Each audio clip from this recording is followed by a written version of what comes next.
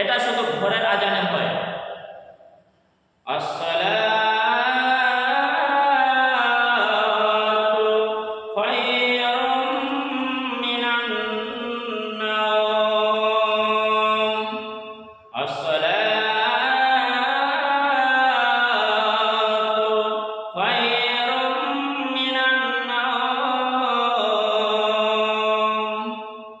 এই বাক্য দুটি খুবই গুরুত্বপূর্ণ।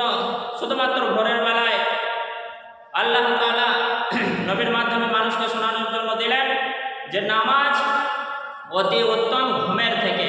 তো ভোরের বেলায় বলতে হয় আজানের সাথে এই বাক্য। কেন? যে ভোরের বেলায় সাধারণত মানুষ 95% মানুষ ঘুমিয়ে থাকে। তো ঘুমের থেকে নামাজ অতি উত্তম, শুধু উত্তম নয়, অতি উত্তম, অনেক অনেক অনেক উত্তম।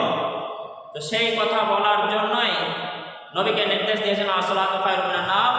মানুষকে আমাদেরকে বিশ্বাস করে নিতে হবে যে আমরা ঘুমিয়ে আছি, তো আমার ঘুমটা আমার কাছে যতটা উত্তম, যে মানুষ ঘুমিয়ে আছে সেই ঘুমটা তার কাছে যতটা উত্তম, তার থেকে অনেক অনেক অনেক গুণে উত্তম সালাত বা নামাজ।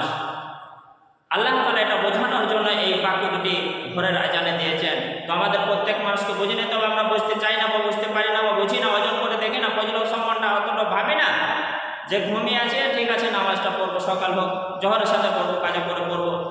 কিন্তু তা না, আমার ঘুমটা আমার জন্য শারীরিক বা ইবাদতের দিক দিয়ে যতটা উত্তম, তার থেকে অনেক অনেক গুণে উত্তম সেই টাইমে ঘুম ছেড়ে বিছানা ছেড়ে উঠে এসে সালাত আদায় করা, নামাজ আদায় করা। তো বুঝে নিতে হবে, এটার উপর বিশ্বাস রাখলে অবশ্যই সে মুসলিম এবং আমল করে গেলে পাকা মুমিন হবে।